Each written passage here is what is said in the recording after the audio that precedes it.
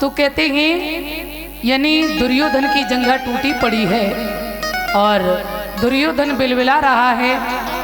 100 कौरव मारे गए मगर पांडवों का बाल बांका नहीं हुआ। अश्वत्थामा जब आए हैं दुर्योधन को देखा दुखी, कहने लगे क्या बात है? बोले पांडव 5 हैं और मैं 100 और फिर भी 100 भी मारे गए मगर पांडवों का बाल बांका नहीं हुआ। तो आप चाहते क्या है? बोले हमारी आखिरी इच्छा ये है कि पांडवों का विध्वंस होना चाहिए। बोले ये कौन सी बड़ी बात है मित्रवर, आप परेशान न हो। अश्वत्थामा जाता है इधर कुरुक्षेत्र में भगवान श्याम जो है पांडव लेटे हुए हैं, सो रहे हैं, तान दुपट्टा, कोई पांडवों को चिंता नहीं है। और ये सत्य है जिसकी नैया भगवान के चरण में होती है ना, उसे किस बात की चिंता। भगवान खड़े हैं, घोर सर्दी है, पीताम्बर जोर जोर से हवा चल रही है, भगवान का पीताम्बर लहरा रहा है। इधर अर्जुन की निद्रा खुली तो भगवान श्याम को जब देखा है पूछने लगे गोविंद क्या आपको नींद नहीं आई? भगवान बोले आपको आ रही? बोले हाँ। तो बोले ठीक है तुम सो जाओ। बोले आपको नींद आ रही पर हमें नींद नहीं आ रही। अर्जुन बोले प्रभु हमारे हैं श्री घनश्याम, हमें किस बात की चिंता, आप है ना प्रभु। भगवान ने कहा फिर आज यहाँ सोना तुम्हारा ठीक नहीं है। सभी पांडवों को उठाया, वहां से बच्चों को छोड़ दिया है, दूसरे कक्ष में पांडवों को लिटाया। अश्वत्थामा आया, 5 बच्चों के सर को उसने काटा और दुर्योधन के सामने लेकर के पहुंचा है। कहिए महाराज सर्वप्रथम आपको किसका सर चाहिए? दुर्योधन कहने लगा जिसने मेरी जंघा को तोड़ा है ना, मुझे पहले उस भीम का सर चाहिए। एक बच्चे का सर निकाल के दिया, दुर्योधन ने हाथ में लिया और जैसे ही उसे दबाया है, जरा से दबाने पर वो सर फूट गया। दुर्योधन को बड़ा दुख हुआ, ये क्या? बोले मैंने इतना प्रहार किया और फिर भी भीम का बाल बांका नहीं हुआ और आज जरा से दबाने पर ये सर फूट गया, ऐसा क्यों? जब प्रकाश में जाकर के दुर्योधन ने देखा तो वो तो बच्चों का सर है, बच्चे का सर था। बड़ा दुख हो गया। कहते हैं दुर्योधन को इतना दुख हुआ है, उन बच्चों के वियोग में दुर्योधन ने अपने प्राण त्याग दिए। तूने तो मेरा वंश ही खत्म कर दिया रे पापी। इधर द्रौपदी मैया की जैसी निद्रा खुली है, द्रौपदी ने देखा हमारे पुत्र नित्य मुझे प्रणाम करने आते थे, आज एक भी बालक प्रणाम करने नहीं आया। माता ने जब कक्ष में जाकर के देखा है तो बच्चों के धड़ पड़े हैं, सर एक भी नहीं है, रक्त की धारा बह रही है। और ध्यान दें, एक माँ का एक बेटा यदि खत्म हो जाए तो उस माँ से पूछो, और जिसके 5 बेटा एक साथ यदि गुजर जाएं तो माँ की ममता उस माँ पर क्या बीतेगी। मैया करुण क्रंदन कर रही है, उधर से मुरली मनोहर मेरे गोविंद आ गए, गांडीवधारी अर्जुन आ गए। क्या हुआ भद्रे, क्यों रो रही हो? द्रौपदी कहने लगी गोविंद कुछ और बाकी है क्या? एक माँ के लिए पुत्र शोक से बड़ा कोई शोक नहीं होता है, और आप पूछ रहे क्या हुआ? मेरे 5 बेटों की एक साथ हत्या हो गई। अर्जुन ने जैसे ही देखा, गोविंद के सामने खड़े होकर के कहा प्रभु जिस दुष्ट पापी ने इन बाल बच्चों की हत्या की है, इन बालकों की हत्या की है, मैं उसे जीवित नहीं छोड़ूंगा। गोविंद के साथ में अर्जुन गए और ध्यान देना अश्वत्थामा अपने आश्रम में बैठा है। अर्जुन को आता हुआ देखा तो उसने ब्रह्मास्त्र का प्रयोग कर दिया, और जब ब्रह्मास्त्र चलाया है ना तो उसी समय कहते हैं अर्जुन घबरा गए। अर्जुन ने भगवान से कहा हे गोविंद श्री कृष्ण द्वारिका वासन देव देव जगतपते मेरी रक्षा करो, हे गोविंद मेरी रक्षा करो। भगवान कृष्ण कहने लगे अर्जुन कभी कभी विष की औषधि विष ही हुआ करती है, यदि पैर में कांटा लग जाए तो कांटे को निकालने के लिए दूसरे कांटे की ही आवश्यकता पड़ती है, इसलिए इसने ब्रह्मास्त्र का प्रयोग किया है, तो तुम भी ब्रह्मास्त्र का प्रयोग करो। उसी समय अर्जुन ने भी ब्रह्मास्त्र का प्रयोग किया, दोनों आपस में टकरा के शांत हो गए, दौड़कर पकड़ लिया और गोविंद के साथ में लेकर द्रौपदी के सामने पहुंचे हैं अर्जुन। द्रौपदी से कहा, द्रौपदी ये रोना धोना बंद करो, तुम्हारे बालकों की जिसने हत्या की है मैं उसे पकड़ के लाया हूं, तुम जो बताओगी वही सजा इसे देंगे, बताओ क्या चाहती हो। द्रौपदी ने देखा कि मेरे पुत्र तो मर ही गए।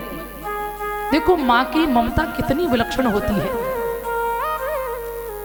और द्रौपदी कोई साधारण स्त्री नहीं है, जिसको गोविंद ने अपनी सखी माना हो, अपनी बहन माना हो, तो वो कोई साधारण नहीं हो सकती है।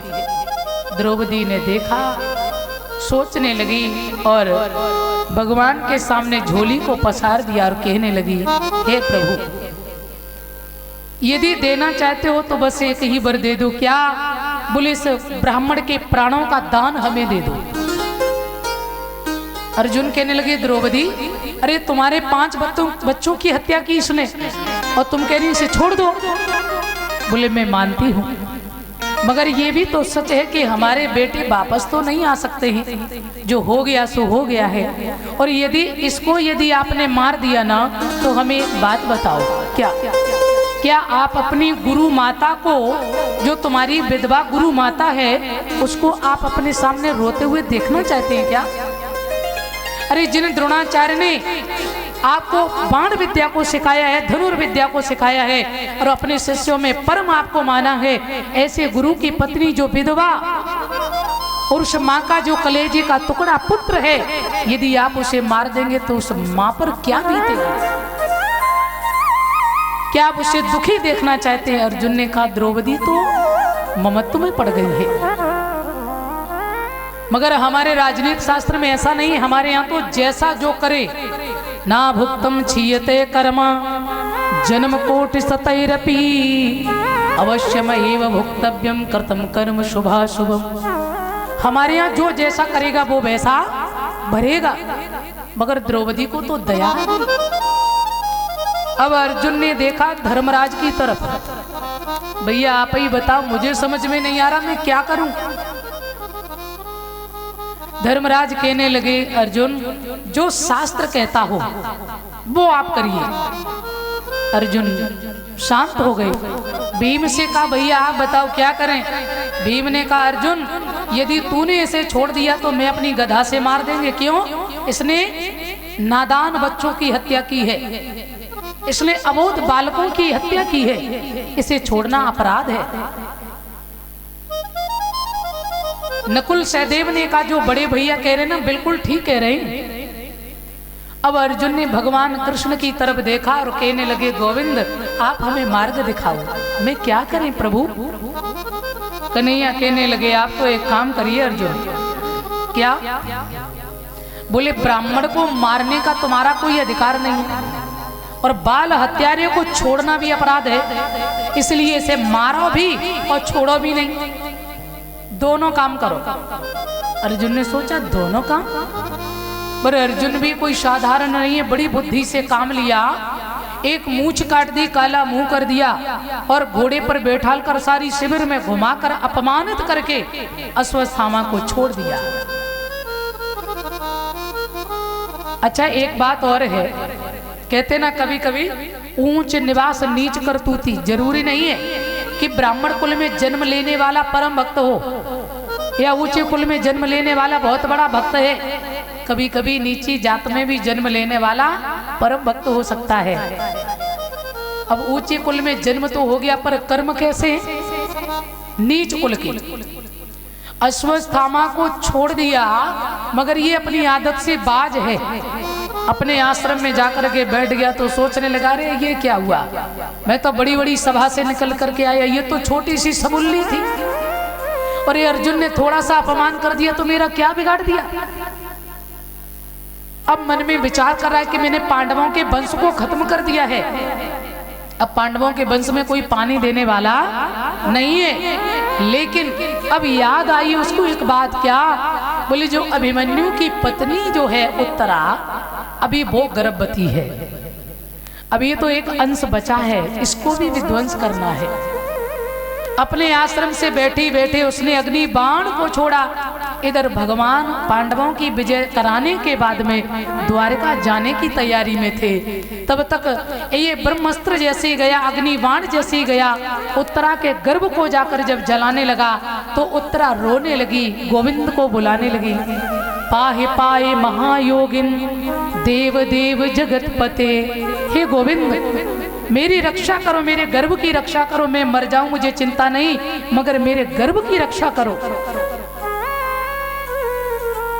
कहते हैं उसी समय भगवान ने देखा तो सोचने लगे, वाह द्रोणाचार्य का पुत्र होकर भी और ऐसा निकृष्ट काम कर रहा है।